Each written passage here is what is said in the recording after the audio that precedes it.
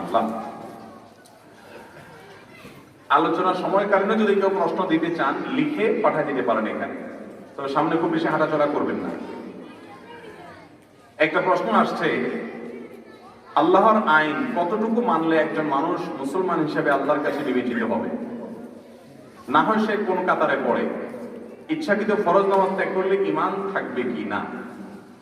প্রথম প্রশ্নের উত্তর, আল্লাহর আইন কতটুকু মানলে সে মুসলমান হিসেবে বিবেচিত হবে?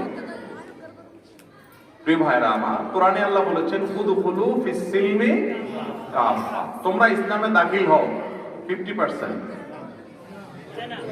কতটুকু? পরিপূর্ণরূপে 100%।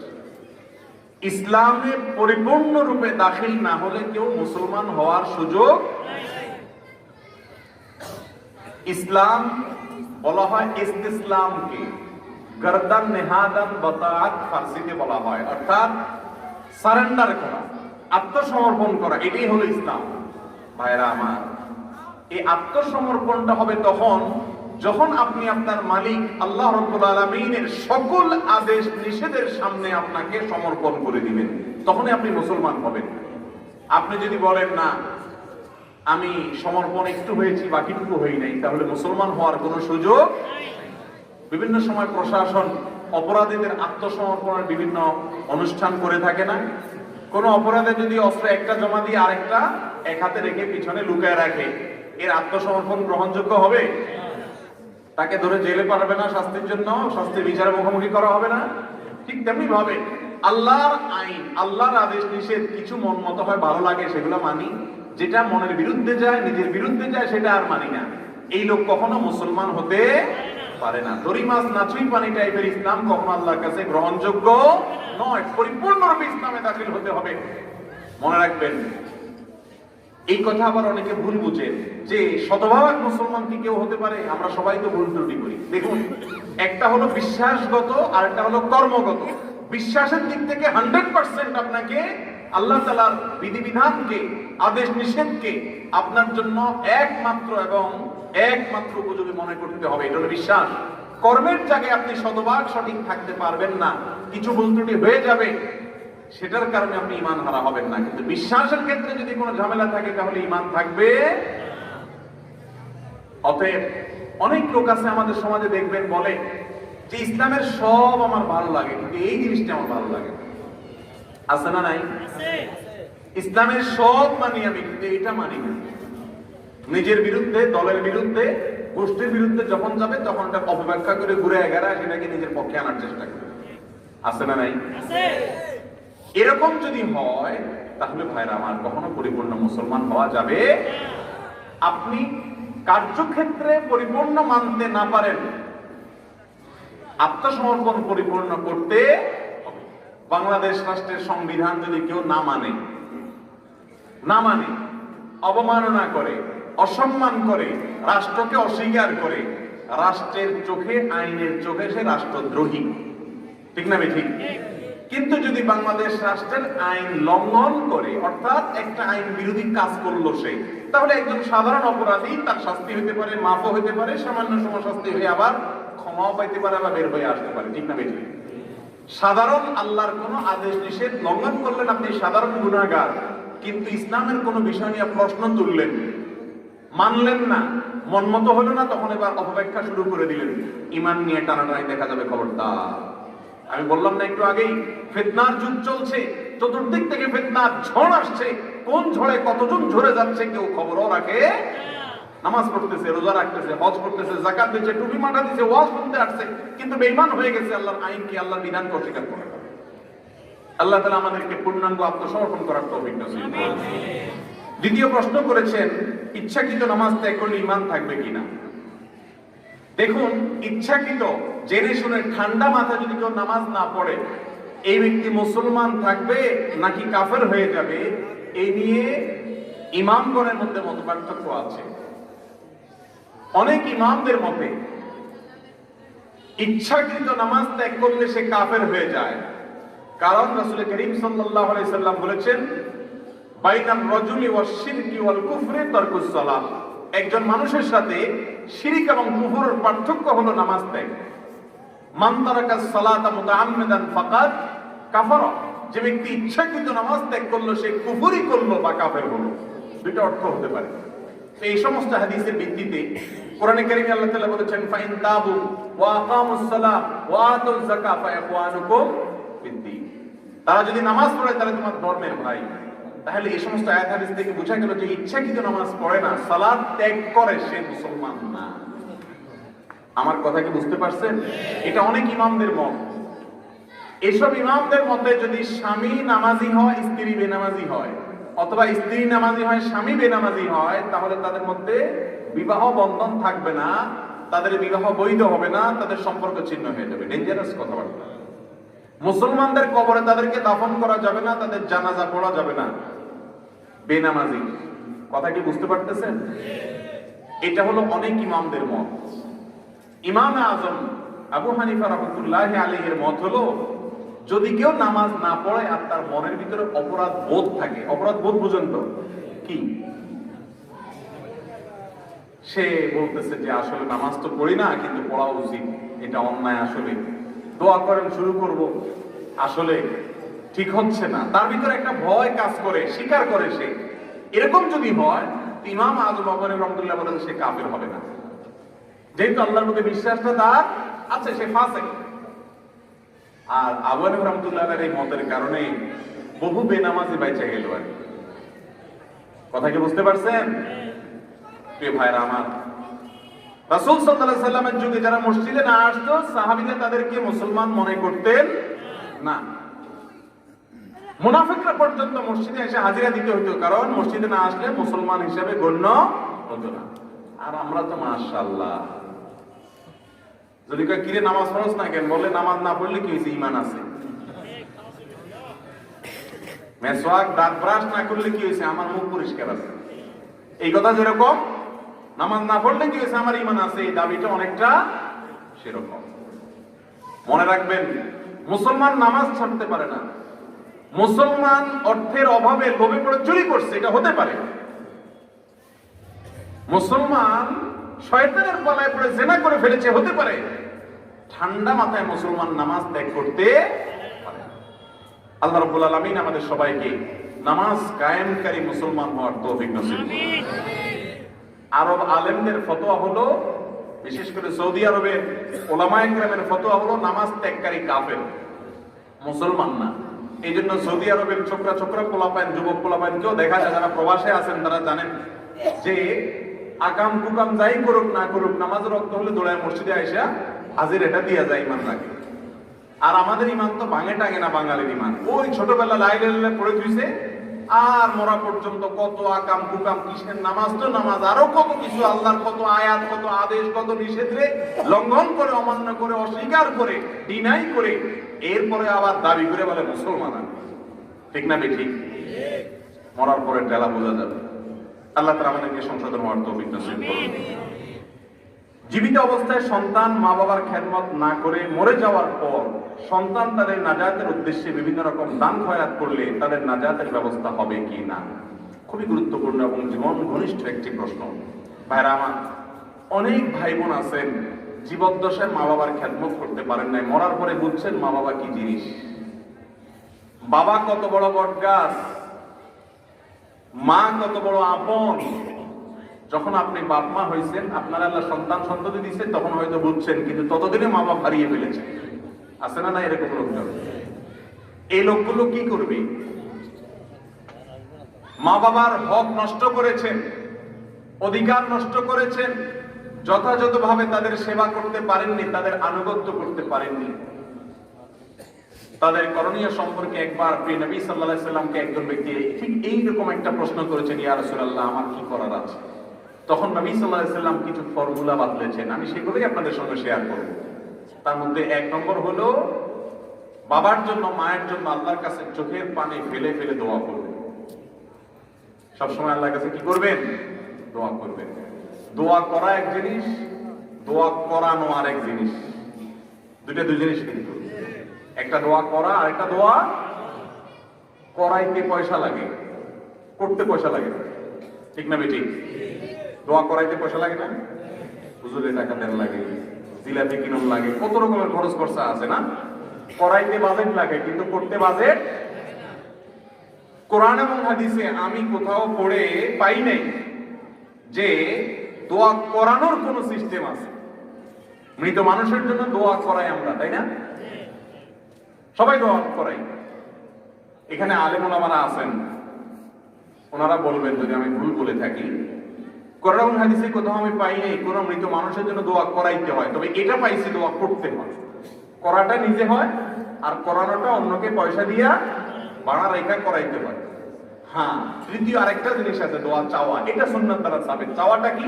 হুজুর আপনি আমার মার জন্য দোয়া করিয়ে দেন, চাচা যান আপনি আমার মার জন্য দোয়া করিয়ে দেন। এইভাবে মানুষের কাছে দোয়া চাওয়া যায়, কিন্তু টাকা দিয়া ভাড়া করে দোয়া করানো যায় না মৃত মানুষের জন্য। কিন্তু আমরা করি না? করি না? সবাই করি। কেউ যদি জীবদ্দশায় মা বাবার খেদমত করতে না পারেন, এখন আপনার অনুশোচনা হচ্ছে, আপনার 1 নম্বর কাজ হলো একান্তে একটু হাত তুলে মালিকের কাছে চোখের পানি ছেড়ে দিয়ে বলেন, আল্লাহ আমার মা বাবা তারা জীবনে যত ভুল ত্রুটি করছে, আল্লাহ আপনি মাফ করে দেন। এখন আর আমি তাদের কোনো উপকার করতে পারবো না, আপনার কাছে চলে গেছে। আল্লাহ আপনি তাদেরকে মাফ করে দিয়ে আপনি জান্নাত হিসেবে কবুল করুন। আপনি দোয়া করবেন। মায়ের প্যাস আল্লাহ দোয়া হুজুর জানে, আপনি জানেন না, কিন্তু আল্লাহ মায়ের প্যাস দেখেন, আপনাদেরকে আল্লাহ দেখে অন্তরের ব্যথাটা। কথা কি বুঝতে পারছেন? অনেক মানুষ আছে বলে যে আমার কথা কি আল্লাহ শুনবে, আমি কি দোয়া করবো, এই জন্য টাকা দিয়ে হুজুর রাখে দোয়া করার। ঠিক না বেঠিক? ও ভাই, যে বোবা, কথাই বলতে জানে না, আমার মালিক তারও দোয়া শুনেন, কারণ অন্তরের খবর আল্লাহ তাআলা জানেন। আপনি আমাকে যত পয়সা দিয়ে বলেন হুজুর আমার মার জন্য দোয়া করেন, বাবার জন্য দোয়া করেন, আমি দোয়া করব ঠিক আছে, কিন্তু আপনার অন্তরের ব্যথা আপনার বাবা মার জন্য যেটা আসবে, পৃথিবীর কোন হুজুরের সেই ব্যথা আসবে কোনোদিন? এই জন্য নিজেরটা নিজে দোয়া করবেন। আর ওলামাদের কাছে দোয়া চাইবেন। দোয়া চাইবেন, হাদিয়া তোহফা দিবেন, দোয়ার বিনিময়ে না, এমনি হাদিয়া তোহফা দিবেন। কথা কি বুঝতে পারছি? একটু দোয়া করে হাদিয়া দেবেন। এগুলো ছোট লোকই ওলামাদের সামনে খেদমতে হাজির হবেন, হাদিয়া দিবেন আগে পরে, দোয়ার সাথে কোনো সম্পর্কে আপনি দোয়া চাইবেন। তাহলে 1 নম্বর কাজ দোয়া করা। 2 নম্বর কাজ হলো মা বাবা জীবদ্দশায় যাদের সঙ্গে উঠা বসা করতেন, এই জিনিসটা অনেকে খেয়াল করেন না, ভালো করে মনোযোগ দিয়ে শুনেন। মা বাবা, আমার বাবা জীবনে যাদের সাথে চলাফেরা করতেন, আমার মা যাদের সাথে চলাফেরা করতেন, তাদের বান্ধবী, তাদের আপনজন, মৃত্যুর পরে তাদের সঙ্গে সদাচরণ করা। কথা কি বুঝতে পারছি?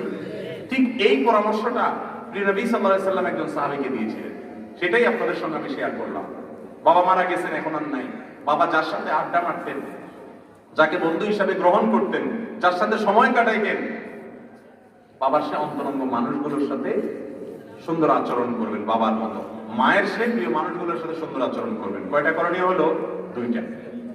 3 নম্বর করণীয় হলো মা বাবা দুনিয়া থাকতে খেদমত করতে পারেন নাই, এখন তাদের যে দায় দেনা আছে সেগুলো পরিশোধ করার চেষ্টা করবেন, হেঁটে হেঁটে ঘুরে ঘুরে। মা বাবার অনেক দায় দেনা আছে না নাই? সেগুলো করতে থাকবেন। আর 4 নম্বর হলো আল্লাহর কাছে মাফ চাইবেন। আল্লাহ, মা বাবার হক নষ্ট করছি, আল্লাহ তোমার নির্দেশ লঙ্ঘন করছি, এই জন্য ইস্তেগফার করবেন, মাফ চাইবেন। এভাবে যদি কাজ করতে থাকেন, ইনশাআল্লাহ আল্লাহ তাআলা আপনার মা বাবাকে আপনার তরফ থেকে সন্তুষ্ট করে দেবেন কিয়ামত।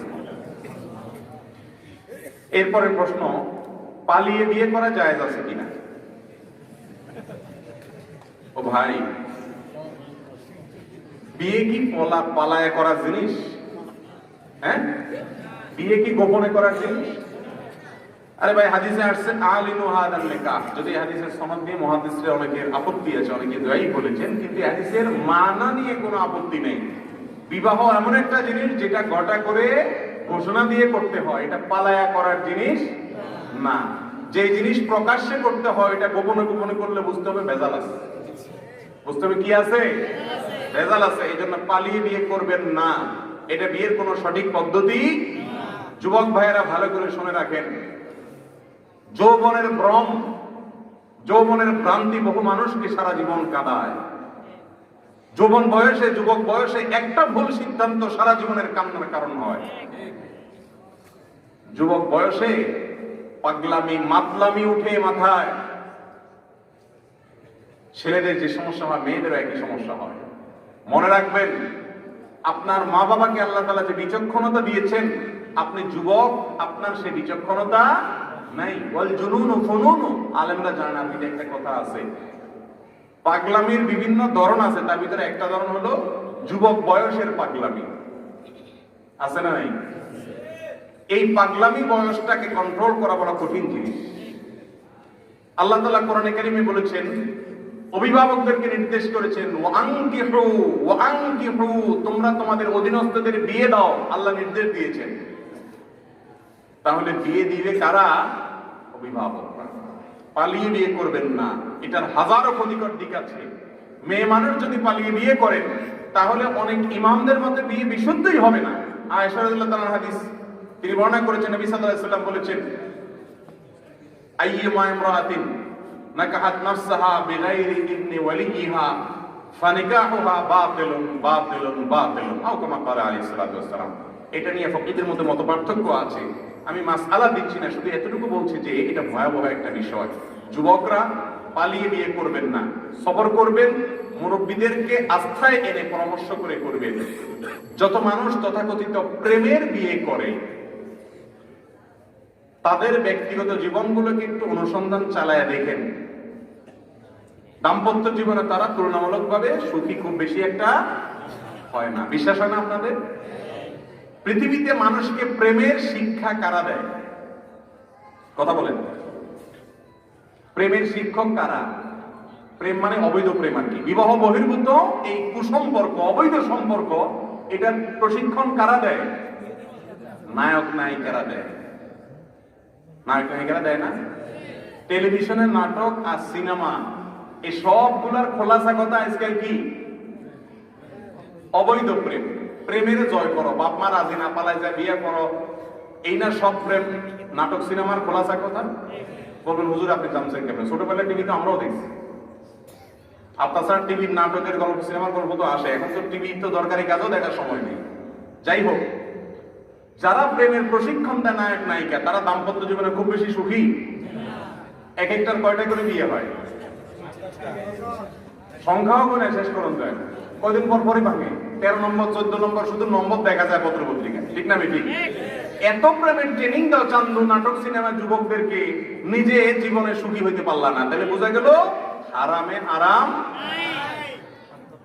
অতএব শুধুমাত্র এটা আত্মহত্যা করে ঘরে ঘরে অশান্তি হয়। এই জন্য ওই যে কাজী ইব্রাহিম সাহেব একটা কথা বলেন খুব সুন্দর, প্রেমের যত গান আছে এই সব গানগুলার খোলাসা কথা একটাই, জ্বলে গেলাম রে, মরে গেলাম রে, শেষ হয়ে যাবো রে, তোর জন্য শেষ। আসলেও জ্বলে পড়ে ওটা জাহান্নামে চলেছে।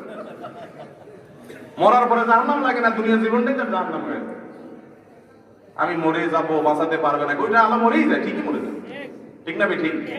খবরদার, মজার জন্য বলছি না ভাইরা আমার, যুবক ভাইরা ভালো করে শুনে রাখেন, আজকাল তথাকথিত বিবাহ বহির্ভূত সম্পর্কের পরিমাণ অনেক বাড়ছে, তাই না? সংসারগুলো খুব সুখে যাচ্ছে। আমি সব সময় একটা কথা বলি, চাচা জানকে জিজ্ঞাসা করেন, মুরব্বীদের জিজ্ঞাসা করেন, ওনাদের সাথে ওনাদের ওয়াইফের যে বোঝাপড়া ছিল, আজকাল যুবকদের সাথে দাম্পত্য জীবনে এত বেশি বোঝাপড়া আছে? ধারে কাছেও নেই, ঘরে ঘরে সংসার ভেঙে যাচ্ছে। এত প্রেম, এত প্রেমের এত ভালোবাসা উতরায়, কিন্তু সম্পর্ক ভেঙে যাচ্ছে। তাহলে বোঝা গেল 2 নম্বর চায়না মাল। সকল অবৈধ প্রেম চায়না প্রোডাক্ট। কথা বুঝে আসছে? যত অবৈধ প্রেম সব কোথাকার প্রোডাক্ট? চায়না মাল। কিনার আগে ভেঙে যায়।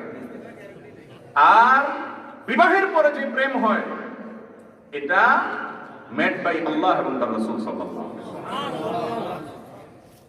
অতএব পালিয়ে বিয়ে করার চিন্তা মাথা থেকে ফেলে দিবেন। বিয়ের আগে যদি কারোর প্রতি দুর্বলতা লাগে, বুঝবেন যে শয়তান আপনার জীবনকে শেষ করতে চাইছে।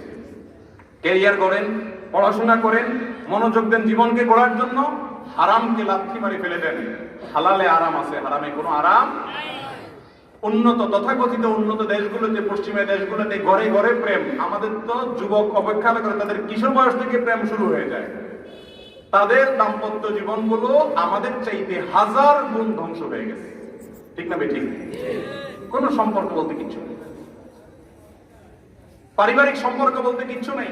মুসলমানদের এখনো আছে, সেটাকে ধরে রাখতে হবে। আল্লাহ তাআলা আমাদেরকে তৌফিক দান। এরপরের প্রশ্ন, পুরুষদের পোশাক ও অলংকার ব্যবহার সম্পর্কে বলুন।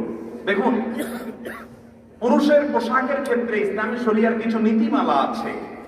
কি ধরনের পোশাক পরবে, পোশাকের কোনো বিশেষ আইটেম, বিশেষ মডেল ইসলাম বলে দেয়নি। আমাদের দেশে অনেকে মনে করে এই যে আমরা লম্বা জুব্বা পরছি এটা বোধহয় সুন্নতি পোশাক। আসলে পুরুষদের জন্য ইসলামের ড্রেস কোড আছে, লেবাসের কিছু মূলনীতি আছে, শুধুমাত্র সেগুলো দেখলেই, খেয়াল করলেই আপনার পোশাকের ক্ষেত্রে কোনো না কিছু নির্দেশনা মানা হয়ে যাবে। তোর মধ্যে থেকে একটা হলো যেই পোশাকগুলো অমুসলিমদের ধর্মীয় কৃষ্টি বহন করে সেগুলো পরিধান করবেন না। অমুসলিমদের ধর্মীয় কৃষ্টি বহন করে এমন পোশাক পরা যাবে, কারণ মান তাশাব্বাহা বিকওমিন ফাহুয়া মিনহুম, যে ব্যক্তি কোনো জাতির সাদৃশ্য গ্রহণ করে সে তাদের অন্তর্ভুক্ত হয়। এক নম্বর। দুই নম্বর মূলনীতি হলো লাআনাল্লাহুল মুতাশাব্বিহিনা মিনার রিজালি বিন নিসা, পুরুষরা মহিলাদের সাথে বেশভূষা ধারণ করে তাদের সাদৃশ্য হয়, তাদের সাথে মিলে এরকম কোন পোশাক পরবে। তিন নম্বর হলো অতিরিক্ত পাতলা এবং অতিরিক্ত টাইট পোশাক পরবে না। খেয়াল করে দেখুন, এই সবগুলা কিন্তু লঙ্ঘন হয় আজকে। কোন দেশে যা বলা আছে তার উল্টে আমরা করি। চার নম্বর হলো উপরের দিক থেকে যে সমস্ত পোশাকগুলো যায়, জুব্বা, প্যান্ট, চাদর, জামা, এগুলো টাকনুর নিচে যেন না যায়। কয়টা হলো? 4টা। আর 5 নম্বর, বরং সেটা আরো আগের নম্বর হওয়া উচিত, সেটা হলো সতর যেন ঢাকে নাভি থেকে হাঁটু পর্যন্ত। আর পোশাকের ক্ষেত্রে আরো কিছু মূলনীতি আছে, সবগুলো পুরুষরা খেয়াল করবেন। মহিলাদের সাথে সাদৃশ্য গ্রহণ করবেন না। আমাদের দেশে দেখবেন অনেক পুরুষ হাতে মেহেদি দেয়, আছে না নাই?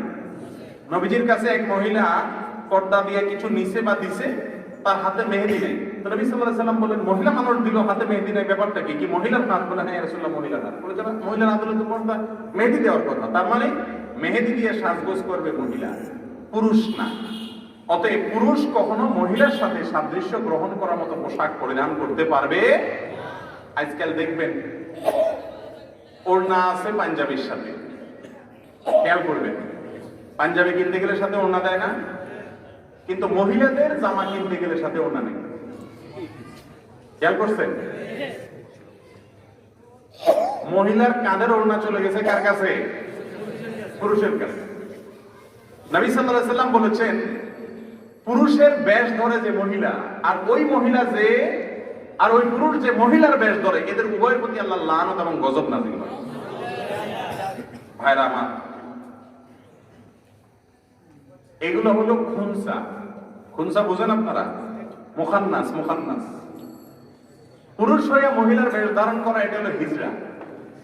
আল্লাহ বানাইছে পুরুষ করে, বেশ ধারণ করতেছে কার? মহিলা। এর নাম হিজরা। এর নাম কি?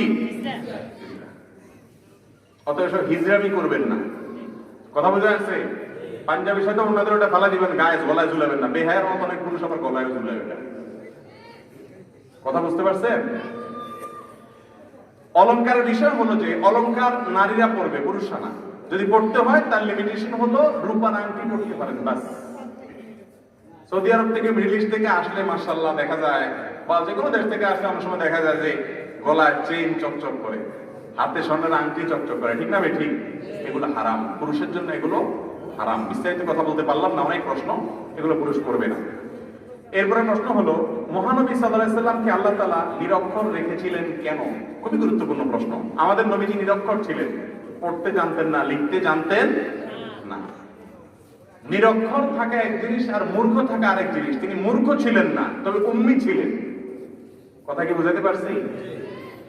এখন উম্মি কেন ছিলেন, নিরক্ষর কেন ছিলেন তিনি? এর মূলত এলেম, আসল কারণ আল্লাহ ভালো জানেন। তবে অনেক উলামায়ে কেরামের একটা ব্যাখ্যা এইভাবে করেন যে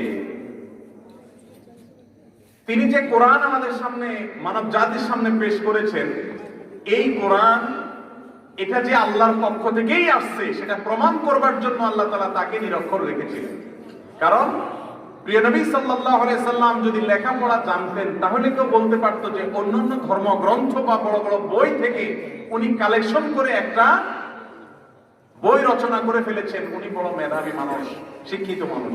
এই কথা বলার সুযোগ থাকলো না, তিনি তো কোনো বই লিখতে বা পড়তে পারেন না, তাহলে এত বড় অলংকারপূর্ণ, সাহিত্যপূর্ণ এত বড় গ্রন্থ, মহাগ্রন্থ কিভাবে রচনা করলেন? বোঝা গেল এটা একমাত্র আল্লাহর পক্ষ থেকেই আসছে। এটাই একমাত্র প্রমাণ না, অনেক প্রমাণের এটাও একটা প্রমাণ যে এটা আল্লাহর পক্ষ থেকে। এরপরে প্রশ্ন হলো, স্ত্রীর উপরে স্বামীর দায়িত্ব কর্তব্য সম্পর্কে বলুন। খুব গুরুত্বপূর্ণ একটি প্রশ্ন।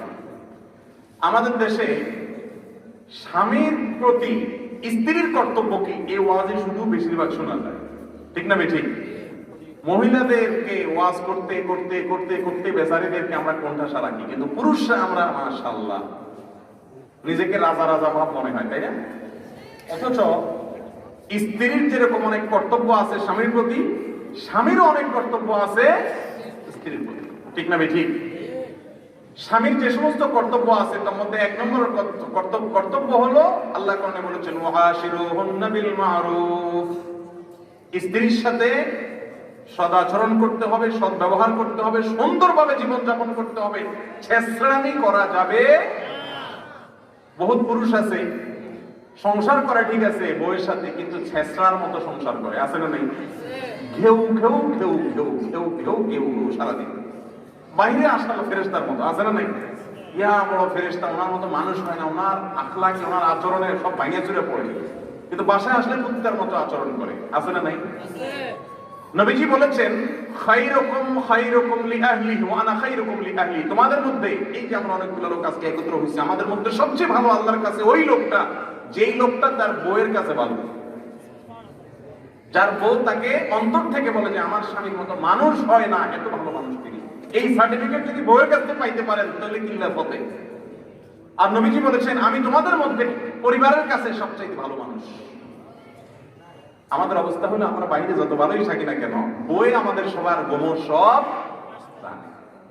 রাগ উঠলে মুখ দিয়ে কি বাইর হয়, কি করি না করি আমরা, এই সব বুজুর্গি কারামত সব কে জানে? বউ জানে। এই জন্য যার বই তাকে ভালো বলবে, সার্টিফিকেট দিবে, সে ইনশাআল্লাহ আল্লাহর কাছেও।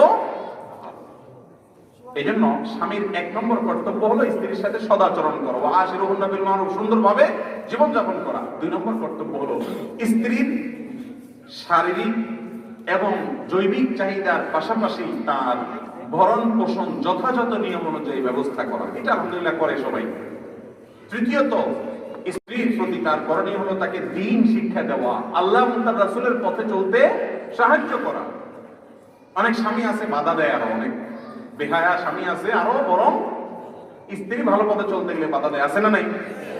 এই জন্য এগুলো খেয়াল রাখতে হবে। আল্লাহ আমাদের সবাইকে তৌফিক নসিব করুন। সন্তানকে আরবি শিক্ষা দানে বাবা মার দায়িত্ব জবাবদিহিতা সম্পর্কে বলুন। আরবি শিক্ষা না, কোরআন হাদিস শিক্ষা, দুই জিনিস কিন্তু।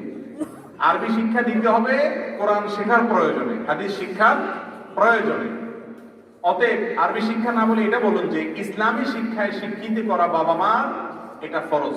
বাবা মার উপরে কি ফরজ? নবীজি বলেছেন কুল্লু মাউলুদিন ইউলাদু আলাল ফিতরা, প্রত্যেকটা শিশু জন্মগ্রহণ করে ফেরেশতার মতো নিষ্পাপ হয়ে ভালো মানুষ হয়ে, ইল্লা আন আবওয়াহু ইউহাউদানিহি আও ইউনাসসিরানিহি আও ইউমাজ্জিসানিহি, মা বাবাই তাদেরকে ইহুদি বানায়, খ্রিস্টান বানায়, পথভ্রষ্ট করে।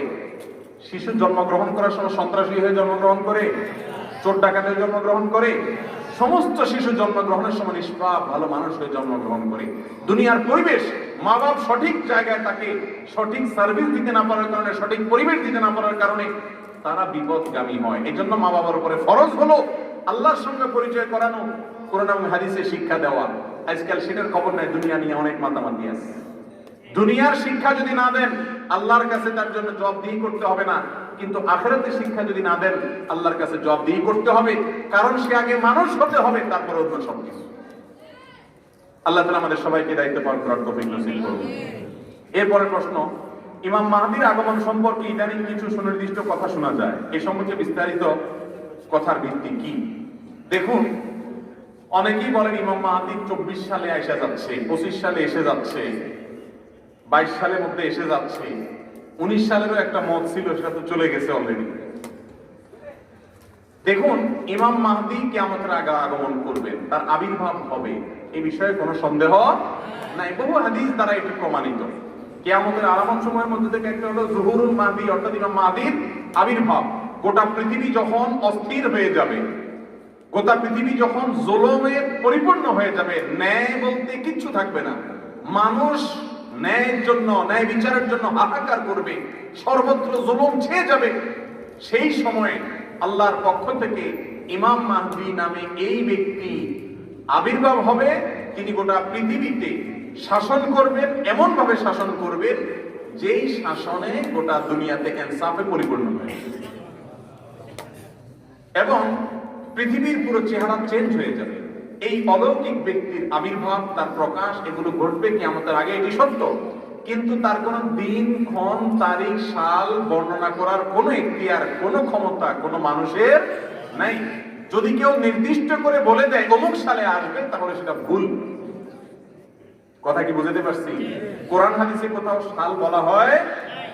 বিভিন্ন হাদিসকে অ্যানালাইসিস করে, গবেষণা করে অনেকে সাল বলেন, কিন্তু এই বলাটা সঠিক নয়। যদি সাল বলাটা সঠিক হইতো তাহলে আমার নবীজি অবশ্যই বলতেন এবং পূর্বসূরি ওলামারা বলতেন, বলেন না। এখনো সংখ্যাগরিষ্ঠ আলেমরা বলেন না, বিচ্ছিন্ন ভাবে কেউ কেউ বলেন। এটা তাদের ব্যক্তিগত মত হিসাবে আমরা রাখবো, এটা সঠিক কোনো বিষয় নয়। কখন আসবে তার ইলম একমাত্র আল্লাহর কাছে আছে। এরপর প্রশ্ন হলো যাকাতের মাসারিফ সম্পর্কে বলুন। যাকাতের মাসারিফ মানে জাকাতের খাত, কাদেরকে জাকাত দেওয়া যাবে? প্রিয় ভাইরা আমার, 8 জায়গায় জাকাত দেওয়া যাবে, তার যে কোনো জায়গায় দিলেই হবে, এটা হলো বিশুদ্ধ মত। 8টা জাকাতের খাত আছে। তার মধ্যে থেকে মৌলিক খাত হলো গরিব, অভাবী মানুষ এবং যার কিচ্ছু নেই, নিঃস্ব। একটা হলো কিছু আছে যা দিয়ে তার মাস চলে না, সংসার চলে না, এই ব্যক্তিকে জাকাত দিতে পারবেন। আর একটা হলো কিছুই নেই, তাকে জাকাত দিতে পারবেন। আরো অনেকগুলো জাকাতের খাত আছে, মৌলিক হলো এই 2টা খাত। এই খাতগুলো যদি নিজের নিকটাত্মীয় হয় তাদেরকে দিলে বরং ডাবল সওয়াব হবে। হাদিসে আছে as-সাদাকাতু আলাল মিসকিনি সাদাকা ওয়াস-সাদাকাতু আলা যাবিল আকরিবাই সিলাতুন ওয়া সাদাকাতুন। নিকটাত্মীয় যদি গরিব হয় তাদেরকে যদি যাকাত দেন তাহলে সওয়াব হবে ডবল, আত্মীয়তার সম্পর্ক রক্ষার সওয়াব, যাকাত দেওয়ার সওয়াব। আর সাধারণ গরিবকে দিলে 1 গুণ সওয়াব হবে। কথা কি বুঝাতে পারছি? অতএব যাকাত গরিব আত্মীয়দেরকে দেওয়া যায়, আমরা অনেকে ভুল বুঝি। তবে হ্যাঁ, মা বাপকে যাকাত দেওয়া যায় না।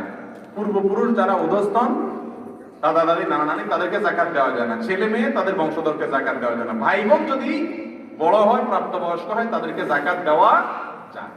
আমরা জানি না। ভাগিনা ভাগিনী, ভাতিজা ভাতিজি, তাদের সবাইকে যাকাত দেওয়া যায়। এমনকি চাচাকে, ফুফুকেও যাকাত দেওয়া যায়। জি। যে সমাজে সুদের ব্যাপক লেনদেন হয়, সেই সমাজের ভবিষ্যৎ পরিণতি কি হতে পারে? সুদের বিরুদ্ধে যেখানে আল্লাহ তাআলা কোরআনে যুদ্ধের ঘোষণা করে দিয়েছেন, অতএব যে সমাজে সুদের ব্যাপকতা হবে সেই সমাজের ধ্বংস অনিবার্য, কেউ ঠেকাতে পারবে। প্রিয় ভাইরা আমার, সামান্য একটু সুদের কারবার, আল্লাহ তাআলা সেখানে বলেছেন যে ফাআযানু বিহরবিন মিনাল্লাহি ওয়া রাসূলিহি। সুদের কারবার ছাড়তে না চাইলে আল্লাহ আল্লাহ রাসূলের বিরুদ্ধে যুদ্ধের জন্য প্রস্তুতি নাও। এত বড় ডেঞ্জারাস সতর্কবার্তা আল্লাহ তাআলা কেন করেছেন? কারণ মানুষ যদি হারাম খায় তার ইসলামের সব শেষ হয়ে যায়। আপনারা দেখবেন কোরআনের সর্বশেষ নাযিলকৃত পূর্ণাঙ্গ আয়াত আল-ইয়াউমা আকমালতু লাকুম দীনাকুম ওয়া আতমামতু আলাইকুম নি'মাতি ওয়া রাদিতু লাকুমুল ইসলামা দীনা। এরপরে আল্লাহ তাআলা আবার হারাম খাওয়ার কথা বলছেন। কারণ কি? কারণ যদি হারাম পেটে ঢুকে, নামাজ, কালাম, রোজা, কোনো ইবাদতে কোনো কাজ হবে না। আমরা তো আজকাল বিষয় মানে 2 নম্বর দুনিয়াতে সবকিছু এখন 2 নম্বর মুসলমানই তো 2 নম্বরে মুসলমান। কিরকম 2 নম্বরে মুসলমান? আমরা মনে করি আগে পয়সা করি কামাই নি,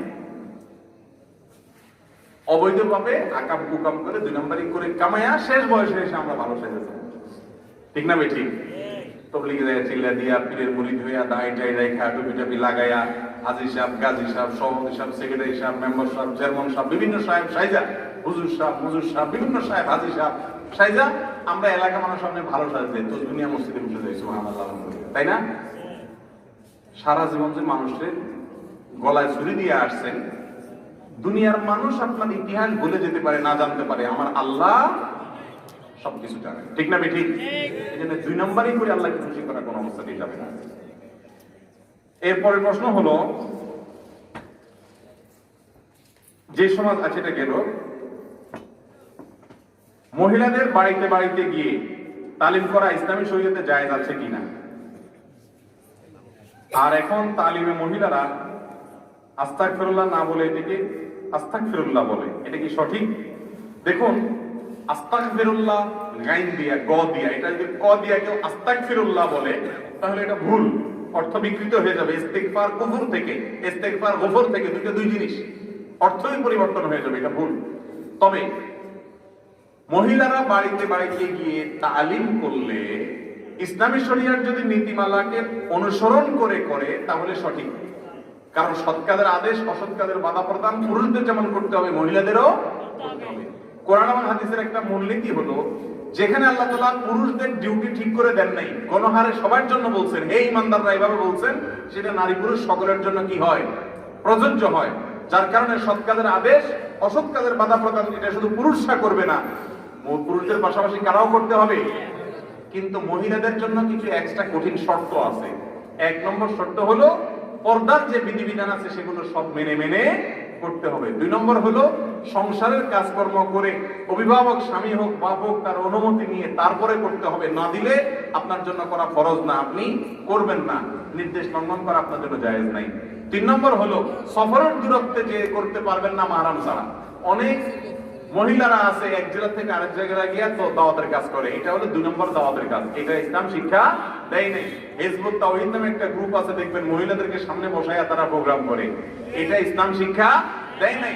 আমার নবীজি বলেছেন ওয়াখাইরু সুফুফিন নিসাই আখিরুহা, মহিলাদের সব যখন শেষে হয় ওইটা উত্তম হয়, আর এরা মহিলাদের সব সামনে রাখে। আমার রাসূল যা বলছেন হুবহু তার উল্টা, এটা কখনো ইসলাম হতে পারে না। অতএব এই মার্কা তালিম হইলে সেটা কি হবে না? জায়েজ হবে না।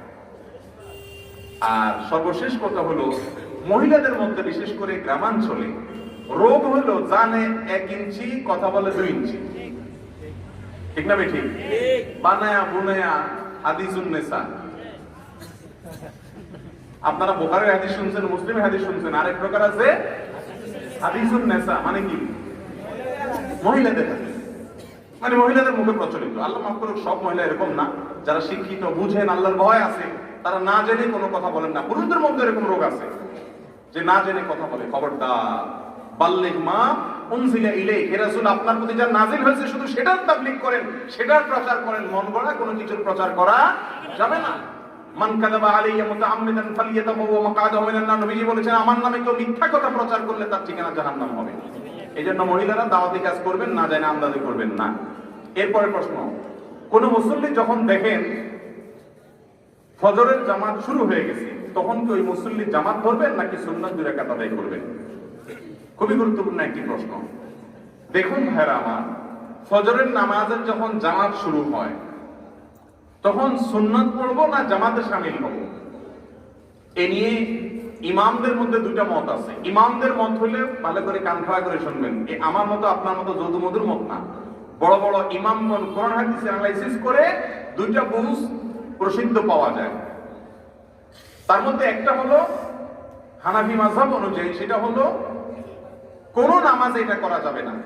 সাধারণত একামত শুরু হলে আর কোন নামাজের নিয়ত করা যাবে না, ডাইরেক্ট ওইটাতে নিয়ত করতে হবে। শুধু ফজরের নামাজের 2 রাকাত সুন্নাতের গুরুত্ব এত বেশি যে এই বেশি গুরুত্ব হওয়ার কারণে ফজরটা এক্সেপশন, ভিন্ন। এখানে ইমাম জামাত শুরু করলেও আপনি তাড়াহুড়া করে 2 রাকাত সুন্নাত পড়ে যদি ইমামরে 2য় রাকাতে ধরতে পারবেন বলে মনে হয় তাহলে সুন্নাতের নিয়ত করবেন। আর যদি মনে হয় যে না আমি 2 রাকাত পড়তে ইমামের নামাজ প্রায় শেষের দিকে হয়ে যাবে, তাহলে আপনি সুন্নাতের নিয়ত করবেন না, জামাতে শামিল হয়ে যাবেন, এবং সুন্নাতটা পরে পড়বেন। এটা কার মত বললাম? ইমাম আবু হানিফার মত। আর অন্য অনেক ইমামের মত হলো না, ফজরেও করা যাবে না, একামত শুরু হয়ে গেছে আর কোন নামাজের নিয়ত না, ডাইরেক্ট আগে জামাতে যোগদান। কারণ হাদিসে আসছে, নবীজি বলেছেন ইদা উকিমাতিস সালাত ফালা সালাতা ইল্লাল মাকতুবা, যখন নামাজের একামত দেওয়া হয় তখন ফরজ নামাজ ছাড়া আর কোন নামাজের নিয়ত করা যাবে না। হাদিসের কথা। কোন কোন হাদিসে ইল্লাল ফজর একটা শব্দের কথা অতিরিক্ত রয়েছে, সেই হাদিসের সনদ নিয়ে অনেক আলোচনা আছে, আমি দিবসের দলিলে আলোচনা যাব না, শুধু এইটুকু বলি 2টা মত আছে ইমামদের মধ্যে। সাহাবীদের মধ্যে অনেক সাহাবী আছে প্রথম মত লালন করতেন, অর্থাৎ জামাত শুরু হয়ে গেল তাড়াতাড়ি সুন্নাত শেষ করে যোগ দেওয়া যাবে। তবে আমাদের দেশে যেটা দেখা যায়, মসজিদের জামাত হচ্ছে একই জায়গায় আপনার দাঁড়ায় সুন্নাত পড়তেছেন 10 জন 10 জায়গায় দাঁড়ায়, এটা সঠিক না। যতটুকু মনে করে আব্দুল্লাহ ইবনে মাসউদ রাদিয়াল্লাহু তাআলার একটা মত আছে এরকম জাওয়াজের, কিন্তু সেটা হলো ভিন্ন জায়গায়, মসজিদের বারান্দায়, দোতলায়, অন্য কোনো জায়গায় যেখানে জামাত চলছে সেখানে আবার বিচ্ছিন্নভাবে 10 জন 10 জায়গায় দাঁড়িয়ে নামাজ পড়তেছেন, এটা সুন্দরও না, চলাফেরা করতে অসুবিধা হয়, এটা জামাতের যে মূল স্পিরিট ধারণা সেটারও বিরোধী। এই জন্য বিষয়ে আমরা সাবধান থাকবো ইনশাআল্লাহ। এরপরে প্রশ্ন হলো, চায়ের দোকানে বসে মজা করতে গিয়ে গীবত করা এবং সুদের বিষয়ে ব্যাখ্যা করুন। দেখেন, চায়ের দোকানে বসে বসে মজার মজার কথা জীবনে বেশিরভাগ মানুষই গ্রামাঞ্চলে করে। এই সম্পর্কে ডক্টর খন্দকার আব্দুল্লাহ জাহাঙ্গীর রহমানুল্লাহর একটা মজার কথা আপনাদেরকে শোনাই। স্যার বলেছেন, চায়ের দোকানে বসে বসে আপনারা কত মজার মজার কথা বলছেন, কত টক শো বসাইছেন। যতগুলা চায়ের দোকান ততগুলা টক শো, ঠিক না ঠিক? দেশে আজকে কি চলছে, কি হওয়া উচিত, কি হওয়া উচিত না, কোনটা ভুল কোনটা সঠিক, একেবারে 24 ঘন্টা টক শো যদি কোনো আয়োজন থাকে, কোনো টিভি চ্যানেলও 24 ঘন্টা টক শো থাকে না, কিন্তু চায়ের দোকানে 24 ঘন্টা কি চলে? টক শো চলে। সব বুদ্ধিজীবীদের আখড়া। একটা দেশে এত বুদ্ধিজীবী যদি থাকে, ওই দেশ ধ্বংসের জন্য আর কিছু দরকার। কাজের লোক নাই, বুদ্ধি দেওয়ার লোক শুধু সব, ঠিক না ঠিক? তাদের কোনো পয়সা ঘন্টাকে ঘন্টা পয়সা বুদ্ধিজীবী কি করবে? টকশগিরি করবে, মাগার কাজ করতে। বিশেষ করে এই নোয়াখালী, লক্ষ্মীপুর, ফেনী এই অঞ্চলে বিদেশ থেকে ছেলে টাকা পাঠায়, আর চাচা মিয়া আর ছোট ভাই বোন যেগুলো আছে এগুলো টং টং করে ঘুরে বেড়ায়, আর চা দোকানে বসে টকশগিরি করে, ঠিক না ঠিক? এগুলো দেশের বোঝা। এসব বুদ্ধিগিরি করে দেশের চুল পরিমাণ কোনো লাভ হবে? আর দেশের লাভ তো করার কথা, যে টকশগিরি করতেছে তার লাভ হবে? লাভ হলো মাঝে মধ্যে ঘুষাঘুষি, ঠিক না ঠিক? এই জন্য ডক্টর খন্দকার আব্দুল্লাহ জাহাঙ্গীর রহমানুল্লাহ বলছেন, ভাইরে, জীবনে বহুত টকশগিরি করছেন চা দোকানে বসে, এর চাইতে বইয়ের সাথে যদি একটু মজা মশকরাও করেন, আল্লাহর কাছে তার জন্য সওয়াব পাবেন ইনশাআল্লাহ। কারণ স্ত্রীর হক আদায় করছেন, স্ত্রীকে সময় দিয়েছেন, ভালোবাসা দিয়েছেন, এটা কেন সওয়াব পাবেন। কিন্তু এই চা দোকানে বসে টকশগিরি করলে সওয়াব তো দূরের কথা, উল্টা গুরুজ পাওয়ার সম্ভাবনা বেশি, কি বলছে করার কারণে। আল্লাহ তাআলা আমাদেরকে বুঝার তৌফিক দান করুন।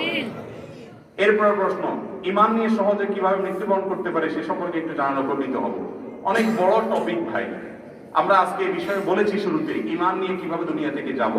তারপরেও যেহেতু প্রশ্ন করেছেন, সংক্ষেপে কয়েকটি পয়েন্ট বলি। 1 নম্বর, ঈমান ভঙ্গের কারণগুলো সম্পর্কে জানবেন। এই বিষয়ে বিভিন্ন আলোচনা আছে, বিভিন্ন টকশোতে আমরা কথা বলেছি। গত শনিবারের আগের শনিবারে যমুনা টিভিতে প্রতি শনিবার 3:30 একটা লাইভ যায় আমার, সেখানে আমরা ঈমান ভঙ্গের কারণ নিয়ে কথা বলেছি, বিভিন্ন জায়গায় কথা বলেছি। এগুলো ইউটিউবে আছে, ফেসবুকে আছে, শুনে নেবেন ঈমান ভাঙে কি কারণে, জানবেন, জেনে ঈমানকে মনিটর করবেন, পর্যবেক্ষণ করবেন, আছে কি নাই খোঁজ খবর নেবেন। 2 নম্বর হলো ঈমানকে নবায়ন করবেন। নবীজি বলেছেন, মুসাদরা কাহাকে বর্ণিত হয়েছে, জাদ্দিদুল ঈমানাকুম, তোমরা ঈমানকে নবায়ন করো, মাঝে মধ্যে ঈমানকে আনো। ক্বালু কাইফা নুজাদ্দিদু ঈমানা ইয়া রাসূলুল্লাহ, বলা হলো ইয়া রাসূল, আমরা কিভাবে ঈমান নবায়ন করব? বললেন, আকসিরু মিন কওলি লা ইলাহা ইল্লাল্লাহ, বেশি বেশি লা ইলাহা ইল্লাল্লাহ বলবা, এতে ঈমান কি হবে? নবায়ন হবে, রিনিউ হবে। ঈমানকে বেশি বেশি রিনিউ করবে। 3 নম্বর হলো ভাইরা আমার, কোরআনকে আঁকড়ে ধরবেন, কোরআন বুঝে পড়বেন। বিশেষ করে যুবক ভাইদেরকে আমি অনুরোধ করছি, করজোড় করে কোরআন মুখস্থ না বুঝে তেলাওয়াত করবেন না, বুঝার চেষ্টা করবেন। অবশ্যই ওলামাদের তত্ত্বাবধানে ভালো কোনো তাফসীর গ্রন্থ নিয়ে ওলামাদের সাহচর্য থেকে কোরআন বুঝবেন। কোরআন শুধু মন্ত্রের মতো পাঠ করার জন্য আসে নাই, এটা হেদায়েতের জন্য আসে, বুঝতে হবে। কোরআন বুঝলে ইনশাআল্লাহ, আল্লাহর আয়াত বুঝলে হেদায়েতের উপর টিকে থাকতে পারবেন। আল্লাহ তাআলা সবাইকে তৌফিক নসিব করুন। আর একটা দোয়া শিখিয়ে দিচ্ছি, রব্বানা লা তুযিগ কুলুবানা বা'দা ইয হাদাইতানা ওয়া হাব লানা মিন লাদুনকা রাহমা ইন্নাকা আনতাল ওয়াহ্হাব। এই দোয়াটা ঈমানের উপর অটল থাকার দোয়া, ঈমান নিয়ে যাওয়ার দোয়া। হে আমার রব, আমার অন্তরকে আপনি বাঁকা করে দিয়েন না, একবার হেদায়েত দিয়েছেন, এরপর আর গোমরাহ করিয়েন না, আমি যেন সঠিক পথে থাকতে পারি, এইভাবে দোয়া করবেন। আর ঈমানের মৃত্যুর জন্য আল্লাহর কাছে সবসময় দোয়া চাইবেন, মেসওয়াক বেশি বেশি করবেন। আল্লাহ তাআলা তৌফিক নসিব করুন। এরপরে আমল ও প্রশ্ন তো অনেক রয়ে গেছে, সময় আমার শেষ। আচ্ছা, এবার শর্টে দিয়ে দিই, বিস্তারিত না বলি। বিয়ের ক্ষেত্রে ইসলামী শরিয়ার অনুযায়ী বয়স নির্ধারিত কিনা? ইসলামী শরিয়া অনুযায়ী বিয়ের কোনো বয়স নির্ধারিত না। ইসলামী শরিয়া অনুযায়ী বিয়ের কোনো বয়স নির্ধারিত, যদি অপ্রাপ্ত বয়স্ক হয় অভিভাবকরা বিয়ে দিতে পারেন, কিন্তু সেটা প্রাপ্তবয়স্ক হওয়ার পরে বা যারা বিবাহ করছে তারা চাইলে বিয়ে রাখতেও পারে, অথবা তাদের মন অনুযায়ী ভাঙতেও পারে। নফসের বিরুদ্ধে জেহাদি কি কোরআনে বর্ণিত জেহাদ ফি সাবিলিল্লাহ? জি না। কোরআনে সাধারণত যে জিহাদের কথা বলা হয়েছে, হাদিসে যে জিহাদের কথা বলা হয়েছে, সাধারণ অর্থে জিহাদ বললে সেটার দ্বারা নফসের জিহাদ বোঝানো হয় না, ওইটার দ্বারা বোঝানো হয় হলো জান মাল বাজি রেখে আল্লাহর দুশমনদের বিরুদ্ধে লড়াই করা, এটা সেই জিহাদ বোঝানো হয়। তবে হ্যাঁ, অনেক সময় জিহাদ বলতে নফসের জিহাদকেও বোঝানো হয়। ছেলেদের জন্য রং ব্যবহার করা হারাম, সেক্ষেত্রে বিভিন্ন ফেয়ারনেস ক্রিম ব্যবহার করা যাবে কিনা? আপনি ফতোয়া তো নিজেই দিয়ে দিলেন রং ব্যবহার করা হারাম, কে বলছে আপনাকে রং ব্যবহার করা হারাম? এই যে হুজুর দাড়িতে মেহেদি লাগাইছেন, হারাম কাজ করছেন না। দাড়ি যদি সাদা হয়ে যায়, চুল যদি ছাড়া হয়ে যায়, নবী সাল্লাল্লাহু আলাইহি ওয়াসাল্লাম বলেছেন সেটাকে তোমরা কালার দিয়ে পরিবর্তন করো, ওয়াজান্নি বুসসাওয়াদ, তবে কালো কালার যেন না হয়। অতএব মেহেদি ইত্যাদি দিয়ে রং করাতে দোষ নাই। আর ফেয়ারনেস ক্রিম এটা ব্যবহার করা যাবে কিনা জিজ্ঞাসা করছেন। ফেয়ারনেস ক্রিম যেগুলো আপনার সাদা মানুষ কালো মানুষ সাদা হওয়ার জন্য বা রং উজ্জ্বল করার জন্য করা হয়, বাস্তবতা হলে এগুলো এই কাম করে না, এগুলো সব ভুয়া। অতএব মাসালা তো পরের কথা, আগে রং চেঞ্জ হলে তারপরে না মাসালা জিজ্ঞেস করবেন আপনি। এগুলো তো রং চেঞ্জ হয়, কোন কালা মানুষ সাদা হইতে দেখছেন? তাহলে তো আফ্রিকার সব মানুষ সাদা হয়ে যায়। তাহলে যেই ক্রিমে রঙই পাল্টায় না, আপনি মাসালা জিজ্ঞাসা করতে আসছেন রং পাল্টালে জায়েজ আছে কিনা? মাসাই নাই তারা বুঝবার।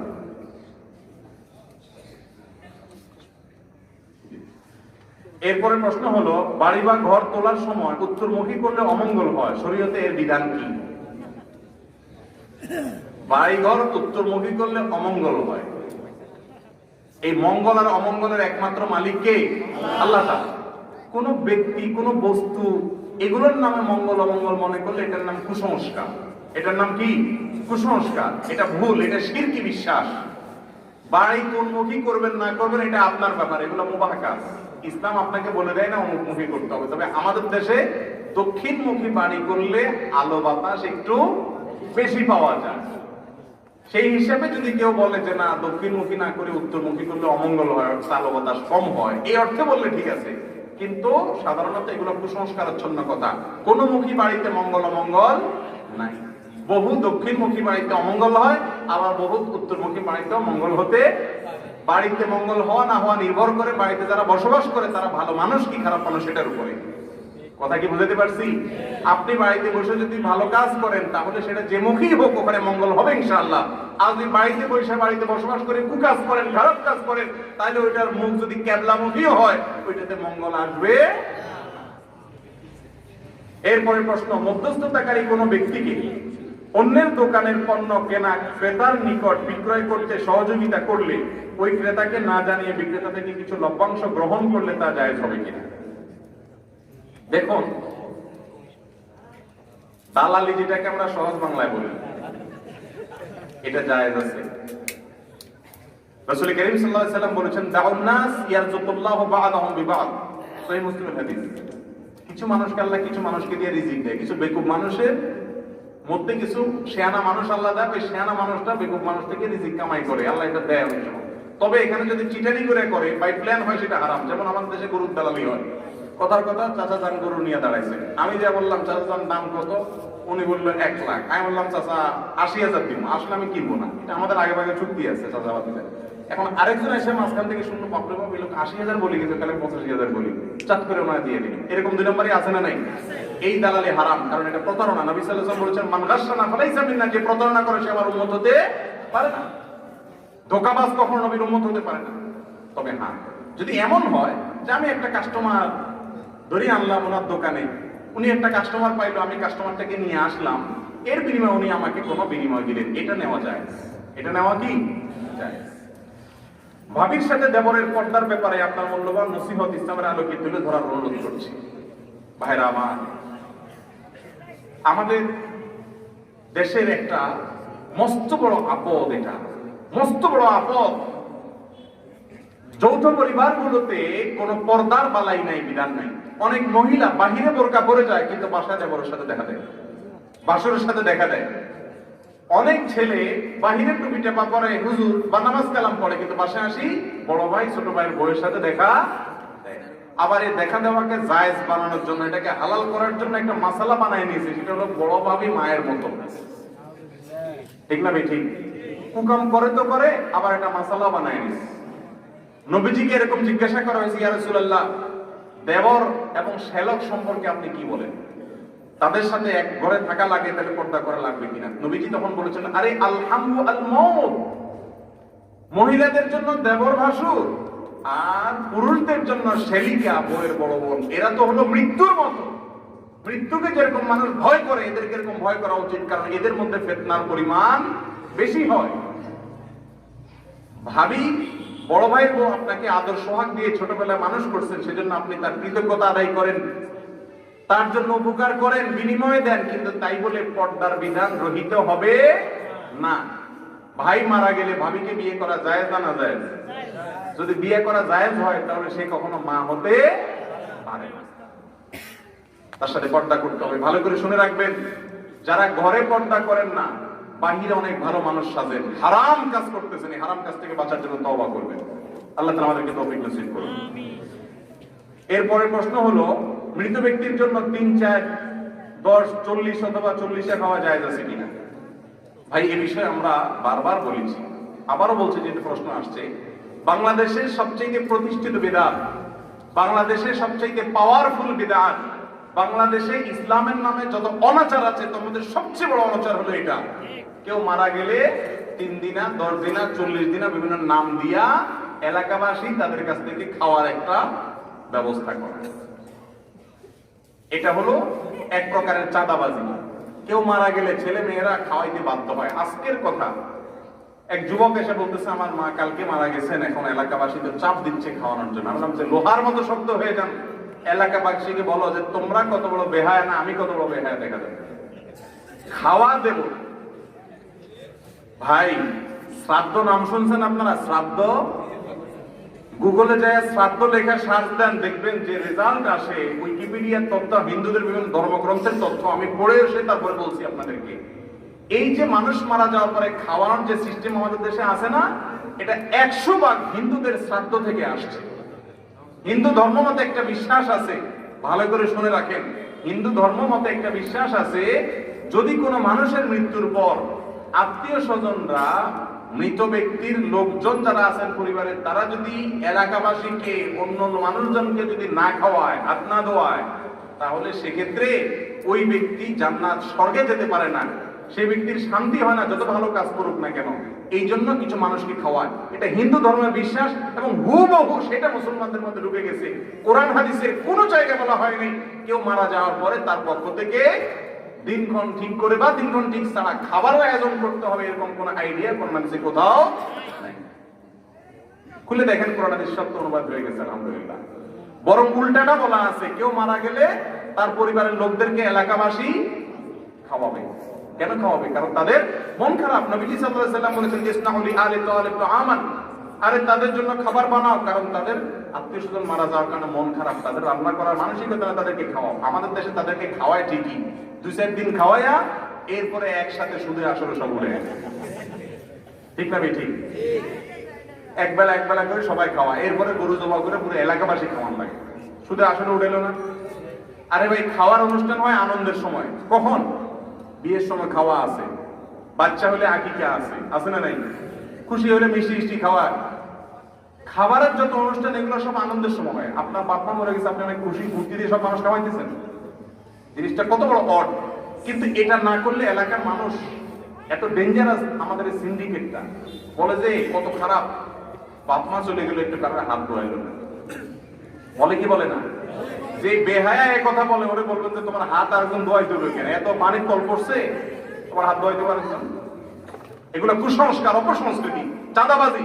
অনেক গরিব মানুষ আছে, যে লোক মারা গেছে ওই বেচারা দেনা শোধ করার মতো অবস্থা নাই, কিন্তু ঠিকই গরু জবাই করে জিয়াফত দিয়ে মানুষ খাওয়ান লাগে। ঠিক না ঠিক? এগুলো চাঁদাবাজি, ইসলাম এগুলো জায়েজ নাই। বলিষ্ঠভাবে এগুলোর বিরুদ্ধে শক্ত হাতে দাঁড়াবেন। অন্য কেউ করে করুক, আপনার আত্মীয়ের জন্য আপনি মানুষ খাওয়াবেন না।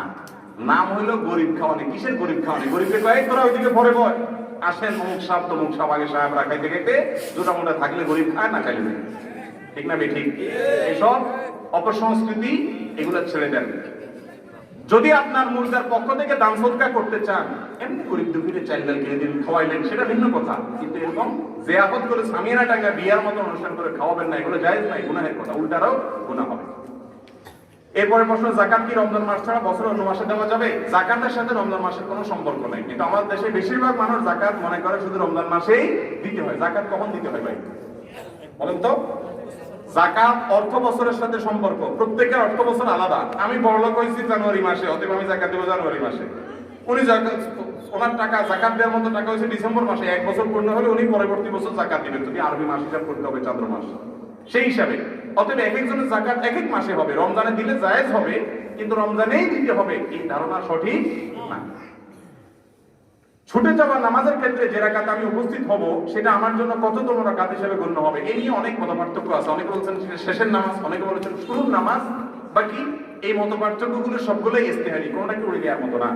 অনেক মুসলিমরা প্রসাবের পর ঢিলা ব্যবহারের সময় একটু হাঁটাহাঁটি করে কাশি দেয়, শরীরের দৃষ্টিতে কতটুকু যুক্তিযুক্ত? এটা মোটেও যুক্তিযুক্ত কাজ না। কাশি দিলে সেটা ভিন্ন কথা, কারণ কাশি আসলে এখানে যুক্তি অযুক্তি কি আছে, কিন্তু ঢিলা কুলুপ ধরে এরপরে হাঁটাহাঁটি করা, মানুষের সামনে ব্যায়াম করা, উঠবস করা, বিভিন্ন রকমের অঙ্গভঙ্গি করা, এটা অদৃষ্টিকটু, দেখতে খারাপ। দেখতে খারাপ কোনো জিনিসের অনুমোদন ইসলাম দেয় না। আর এগুলো করতে গেলে লুঙ্গি পরে যদি করে কেউ, তাহলে তো রামদান অনেক সময় দেখা যায়, সতত দেখা যায়, এগুলো জায়েজ নাই। তবে হ্যাঁ, এটা ঠিক যে পেশাব করার পরে ভালো করে পবিত্রতা অর্জন করতে হবে। পবিত্রতা অর্জনের জন্য আপনি বাথরুমে ঢুকে দরজা আটকে সেখানে ব্যায়াম না আরো কিছু করেন, নাচানাচি করেন, আপনার কেউ নিষেধ করে না। তো মানুষের সামনে অড ভাবে দৃষ্টিকটুভাবে আপনি হাঁটাহাঁটি করবেন, রান দেখা যাবে, এটা জায়েজ নাই।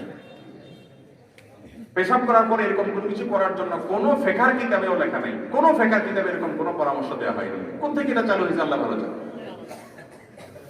স্বামীর মৃত্যুর পর স্ত্রীর করণীয় কি তার নাজাতের জন্য, এবং কি আমল করলে তার কবরে পৌঁছাবে? অন্য সবাই যা করবে স্ত্রীও তা করবে, ভিন্ন কিছু না। স্বামীর নাজাতের জন্য দান খয়রাত বা আমল করলে সওয়াব কি শুধু স্বামীকেই দেওয়া হবে না, স্ত্রীও পাবে? যে কোনো মৃত মানুষের জন্য দোয়া করলে, আমল করলে, যে করে সেও পায়, মৃত মানুষও পায়, লাভ দুজনেরই হয়। নামাজের মধ্যে কেরাতের সময় কোনো আয়াতের মাঝখান পর্যন্ত পড়ে ভুলে গেলে, রুকুতে গেলে সাউজদা না দিলে নামাজ হবে কিনা? মাঝখানে একটা আয়াত বাদ গেলে সিজদায়ে সাহু লাগবে না, যদি অর্থ পরিবর্তন না হয়। কিন্তু কোন আয়াত বাদ গেলে অর্থ পরিবর্তন হবে এটা বোঝার জন্য আবার আলেম হওয়া দরকার, জটিল। তবে হ্যাঁ, এক জায়গাতে পড়ে মাঝখানে বাদ দিয়ে অন্য আয়াত থেকে পড়লে জায়েজ আছে, কিন্তু এভাবে পড়া উচিত না। এটা নামাজের সুন্নাতের খেলাফ। ধারাবাহিকভাবে এক জায়গাতে পড়া উচিত, কিন্তু যদি অর্থ পরিবর্তন না হয়, বিঘ্নিত না হয়, নামাজ হয়ে যাবে।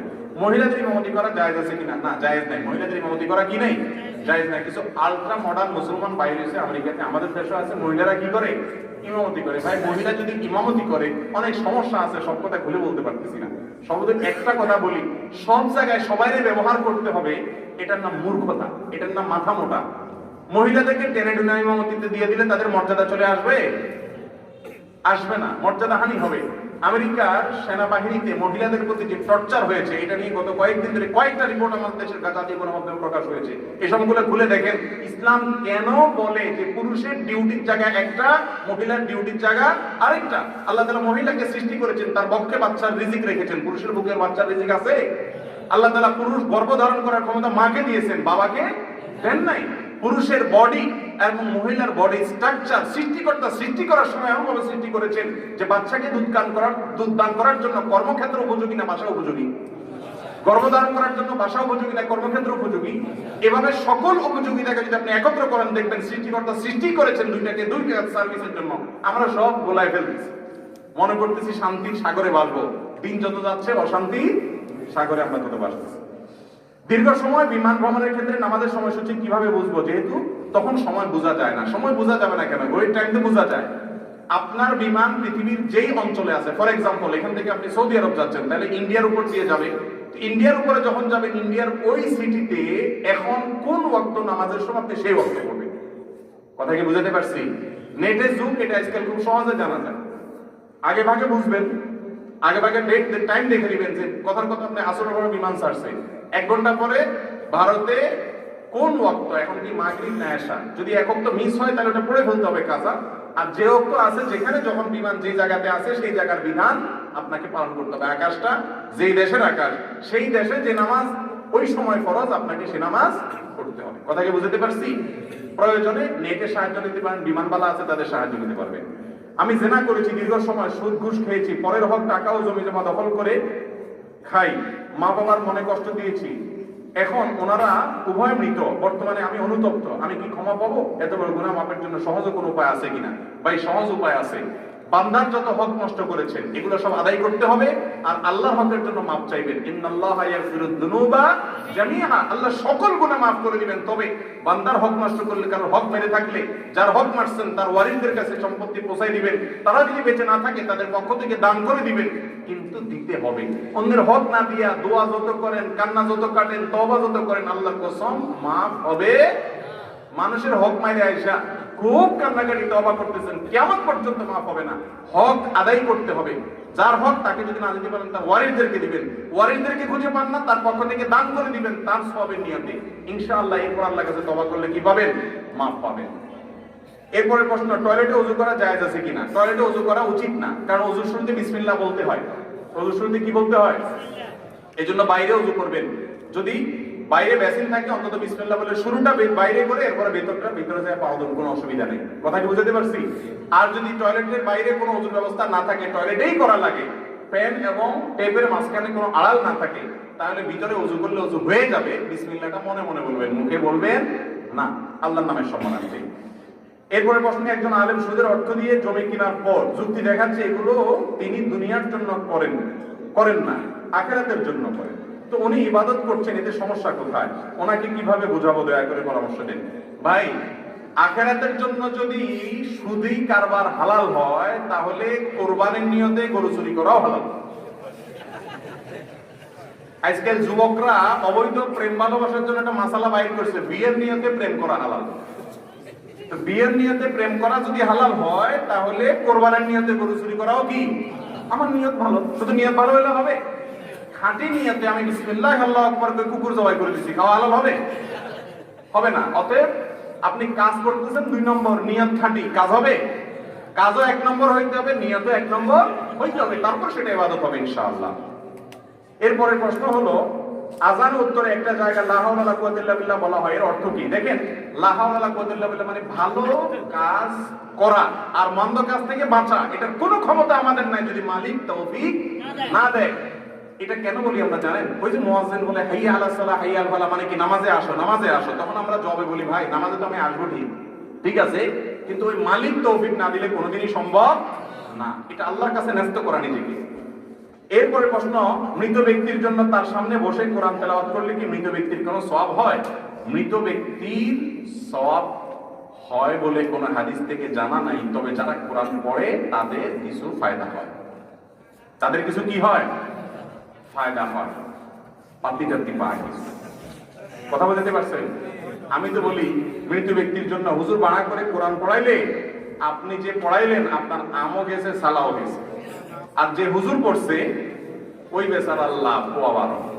কারণ কি জানেন? আল্লাহ কোরআনে বলছেন, ও আল্লাহ তাজিরু ওয়াজিরাতুন বিজরা উখরা। আল্লাহ আরো বলেছেন, ও আল্লাইসা লিল ইনসানি ইল্লা মা সাআ। মানুষ যা নিজে করে তার নিজেরটা সে পায়। আপনি ব্যালেন্স ট্রান্সফার করতে পারবেন, কিন্তু সব রকমের সব ট্রান্সফার করা যাবে না। কোরআন যে পড়ছে সওয়াব সে পাবে। মৃত মানুষের ভাষায় কোরআন পড়তে হবে এরকম কথা কোরআন হাদিসে কোথাও বলা। আপনি কোরআন পড়ার সময় পান না, হুজুর ভাড়া নিয়ে আসছেন 10 জন, হুজুর আপনারা পড়েন, ভাগ করে দিলাম। হুজুররা টাকা ভাগ করে নিয়ে আপনারা কোরআন পড়ে দিল, আর করলে সওয়াবটা মুখে দিয়ে দিলাম। এরকম কোন সিস্টেম ইসলামে নাই। সওয়াব ট্রান্সফার এভাবে করা যায় না। আপনার টাকাও গেল, খানাটাও গেল, সওয়াবটাও গেল, আমও গেল, সালাও গেল। কথা বুঝতে পারছেন? নিজেরটা নিজে করবেন, হুজুরের কাছে এমনি দোয়া চাইবেন। আর হুজুরকে হাদিয়া দেওয়ার জন্য, খাওয়ানোর জন্য আবার টাকা চাইতে হবে না। এটা কোন ছোট লোকই? পেটে কয়টা ভাত দিয়ে হুজুর এবার হাত তোলেন, মানে কেন হাত তোলা ছাড়া হুজুরে খাওয়ান যায় না? একজন আলেম এমনি আল্লাহকে খুশি করার জন্য খাওয়াইলে সওয়াব হবে না? খাওয়াবেন এমনি, আর দোয়া চাইবেন আলাদা। দুইটা পেটে দিয়েই তো হুজুর হাত তোলেন, মানে খানা শেষে এবার দোয়া করেন। আমার সময় শেষ অনেক আগেই। এরপরে 2-3টা ছোট্ট প্রশ্ন আছে, শেষ করে ফেলি, এদের মনে দুঃখ না থাকে। চেয়ারে বসে নামাজের হুকুম কি? চেয়ারে বসে নামাজ পড়া জায়েজ আছে ওই ব্যক্তির জন্য যে ব্যক্তি রুকু সিজদা করার ক্ষমতা রাখে না। অনেক বয়স হয়ে গেছে, শরীর ভারী হয়ে গেছে, রুকু সিজদা করতে গেলে পড়ে যেতে পারে, অথবা ডাক্তার বলছে যে আপনি রুকু সিজদা করলে আপনার স্থায়ী রোগ হবে, এরকম বড় সমস্যা হইতে পারে। এরকম ব্যক্তি যদি হয় তাহলে দাঁড়ানোর ক্ষমতা থাকলে দাঁড়ায় নামাজ পড়বেন, রুকু সিজদার সময় চেয়ারে বসে ইশারা করে নামাজ পড়বেন। কিন্তু সামান্য একটু কোমর ব্যথা হইলে চেয়ারে বসে নামাজ পড়া শুরু করে দিবেন, এরকম করলে নামাজ হবে। আজকাল মসজিদগুলোরে দেখলে মনে হয় বাইতুল কুরসি। বাইতুল কুরসি মানে বুঝেননি, মানে চেয়ারের ঘর। মসজিদের এক পাঁচজনে চেয়ার আছে রিয়াল। 10 বছর আগেও বাংলাদেশে এত চেয়ার আছিল। এই চেয়ার প্লাস্টিক চেয়ারের কোম্পানিগুলো বাইর হয়ে এত সহজ হয়েছে, টানিয়ে মসজিদের চেয়ারে কানলে খাড়াই যায়। হারা দুনিয়া দৌড়ে যায় দফাইতে দফাইতে নামাজের সময় চেয়ার করে খাড়াই। ঠিক না বেঠিক? এগুলো ঠিক না, এভাবে নামাজ হবে না। হ্যাঁ, ওই যে বলছিলাম, এত ভারী শরীর যে ওনার উপস্থিত করা বললে ব্যালেন্স থাকে না, পড়ে যাবে। অথবা ডাক্তার বলছে যে মেরুদণ্ডে বা ইয়াতে এমন সমস্যা আছে যে তিনি উপস্থিত করলে তার রিস্ক হবে, তার জন্য জায়েজ আছে চেয়ারে বসে ইশারা করে নামাজ পড়া। কয়দিন আগে ইসলাম ফাউন্ডেশন থেকে এক মৌলবী ফতোয়া দিয়েছে চেয়ার বসে নামাজ পড়া সর্বাবস্থায় হারাম, কোনো অবস্থাতে জায়েজ নেই। পরে আবার সরিটারি কইয়া ফেরত দিয়েছে ফতোয়া, কারণ উল্টাপাল্টা ফতোয়া দিয়েছে। কত উল্টাপাল্টা দিলে হবে না। চেয়ারে বসে বসে নামাজ পড়া জায়েজ আছে কার জন্য? ওই নিরুপায় ব্যক্তির জন্য। কিন্তু আজকাল দেখা যায় 40 বছরের তাগড়া মানুষ এও চেয়ারে বসে নামাজ পড়ছে, একটু শরীরটা খারাপ লাগতেছে চেয়ারে বসে স্টাইল। এটা স্টাইল হয়ে ফ্যাশন হয়ে গেছে। এটা কি হয়ে গেছে? ফ্যাশন হয়ে গেছে। আল্লাহ তাআলা মাফ করুন। অনেকে গালি দানকারী ব্যক্তিকে না, আলেমকে গালি দানকারী ব্যক্তিকে ইসলাম কি বলে? দেখুন, গালি দানকারী ব্যক্তি মুসলমান হতে পারে না, আলেম হোক আর গায়রে আলেম হোক। কোন মুসলমানকে, কোন মানুষকে, কোন ব্যক্তিকে, কোন বস্তুকে, এমনকি অমুসলমানকেও গালি দিতে ইসলাম শিক্ষা দেয় না। নবী সাল্লাল্লাহু আলাইহি ওয়াসাল্লাম বলেছেন, আল মুমিন লা ইয়াকুনু লাআনান ওয়ালা তাআনান ওয়ালা ফাহিশান ওয়ালা বাদি। কোন মুমিন গালিবাজ হতে পারে না। আজকাল দেখা যায় অনেক বড় বড় ইসলাম প্রচারক ফেসবুকে ইসলাম প্রচার করে, কিন্তু গালি দিয়ে গোষ্ঠী উদ্ধার করে, আছে না নেই? এক গ্রুপের হুজুরের ভক্ত অন্য হুজুরের গালি দিলে অনেক সওয়াব হয়, তাই না? কি বলেন? এগুলো আমাদের মধ্যে আছে না নাই? আল্লাহ তাআলা আমাদেরকে বোঝার তৌফিক দান করুন। যে হুজুরের মহব্বত আপনাকে গালি শিখাইছে, বুঝতে হবে এই মহব্বত আল্লাহর জন্য হয় না, এটা হুজুরের জন্য হয়েছে, এই জন্য গালি আসতেছে। আল্লাহর জন্য হইলে গালি আসবে না। খবরদার মুখ খারাপ করবেন না, এটা কোনো বস্তু চাই না, হারাম। আর আলেমকে যদি গালি দেয়, আলেম হওয়ার কারণে গালি দিলে সে কাফের হয়ে যাবে। আলেম হওয়ার কারণে, হুজুর হওয়ার কারণে, আল্লাহর কথা বলার কারণে, আল্লাহ রাসূলের কথা বলার কারণে, কোরআন হাদিস বলার কারণে ঘৃণা করে যদি তারে গালি দেয়, তাহলে সে ব্যক্তি ঈমান থেকে কি হয়ে যাবে? খারিজ হয়ে যাবে, ডেঞ্জারাস হবে। আর যদি এমনি মানুষের প্রতি বিদ্বেষের কারণে গালি দেয়, তাহলে গুনাহ হবে, কাফের হবে না। তবে আলেমদেরকে গালি দেওয়া ডেঞ্জারাস। সাধারণ মুসলমানদের দিন শেখার মতো কয়েকটি বইয়ের তালিকা চাই। ভাইরা আমার, দিন শেখার জন্য বাংলা ভাষায় যত বই রচিত হয়েছে, এর মধ্যে সবচেয়ে সুন্দর এবং সবচেয়ে প্রয়োজনীয় হলো ডক্টর খন্দকার আব্দুল্লাহ জাহাঙ্গীরের সমস্ত বইগুলো। বাংলা ভাষায় দ্বীনি বই এত ভালো, এত অথেন্টিক, এত দলিল সমৃদ্ধ আর পাওয়া যায় না।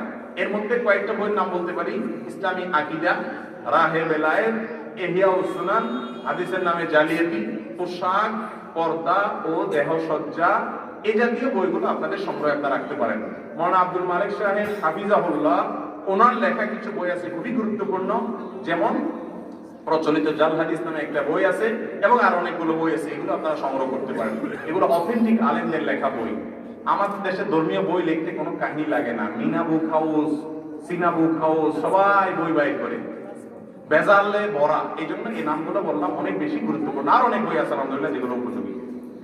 জাযাকুমুল্লাহ খাইর। সর্বশেষ প্রশ্ন হলো, আল্লাহ বলেছেন দারিদ্রতা দূর করে দিবেন বিবাহ করলে, আর রাসূল সাল্লাল্লাহু আলাইহি ওয়াসাল্লামের হাদিস হলো যে সামর্থ্য থাকবে সে বিয়ে করবে। তাহলে মানে সংঘর্ষ মনে হলো। হাদিসে বলা হয়েছে সামর্থ্য থাকলে তোমরা বিয়ে করো, আর আল্লাহ বলেছেন ওয়ানকিহুল আয়ামা, তোমাদের অধীনস্থদের বিয়ে করাও, ইউগনিহিমুল্লাহু মিন ফাদলি, আল্লাহ তাআলা দারিদ্রতা দূর করে দিবেন। তো আল্লাহ বলেন বিয়ে করলে অভাব দূর করবেন, আর নবীজি বলছে সামর্থ্য না থাকলে বিয়ে করিও না। তাহলে দুইটা মনে হচ্ছে সংঘর্ষ। সমাধান হলো, নবীজি বুঝাতে চাইছেন বিয়ে করতে হলে কমপক্ষে স্ত্রীর মহারানা দেওয়ার মতো সামর্থ্য থাকতে হবে। বহু যুবক আছে বাসর রাতে বোর কাছে মাপ চায়, আছে না নাই? বাসর রাতে মাপ চাওয়া যুবকের জন্য বিয়ে করার শিক্ষা ইসলাম দেয় নাই। এই বেহায়াগিরি করার থেকে টাকা জমাই করো, তারপরে বিয়ে করিও, এখন রোজা রাখো। কথা বুঝতে পারছি? আর কোরআনে যে আল্লাহ তাআলা অভাব দূর করবেন বলছেন, ওটার দ্বারা উদ্দেশ্য হলো তার সার্বিক আরো প্রাচুর্য দেওয়া, কিন্তু মিনিমাম যে সামর্থ্য, মহর দেওয়ার টাকা, ডাইল ভাত খাওয়ার ব্যবস্থা থাকতে হবে। এরপরে আল্লাহ তাআলা আরো বরকত দিবেন স্ত্রীর রিজিকের ব্যবস্থা। অনেকে বিয়ে করে না, বউ না কি খাওয়াইবো এই চিন্তা না, ওই বউয়ের রিজিকের চিন্তা আপনার নাই, তার রিজিকের চিন্তা আল্লাহ। ওইটার কথা আল্লাহ বলছেন যে বিয়ে করলে আল্লাহ তাআলা তার রিজিকও আপনার মাধ্যমে ব্যবস্থা করবেন। কথা কি বুঝতে পারছি? কিন্তু আপনার মিনিমাম যে সামর্থ্য, সেটা আপনাকে অ্যাপ্লাই করতে হবে। আল্লাহ তাআলা আমাদের সবাইকে বুঝার তৌফিক নসিব করুন। প্রিয় ভাইরা আমার কথা শেষ হয় নাই, 1 মিনিট। আপনাদের মাহফিল আমি দ্বিতীয়বারের মতো আসলাম। আমি ওয়াজ মাহফিল এই মাগরিবের পরে ফোন আসছে কয়েকটা, কোনো ওয়াজ মাহফিল আমি সচরাচর, আমি এখন লক্ষ্মীপুর ছাড়া বাইরে ছিল ওয়াজ মাহফিলের তেমন কোনো আগ্রহ আমার নাই, আমার এলাকার কারণে, আমার জন্মভূমি হওয়ার কারণে, দেশের হক আছে সেই জন্য।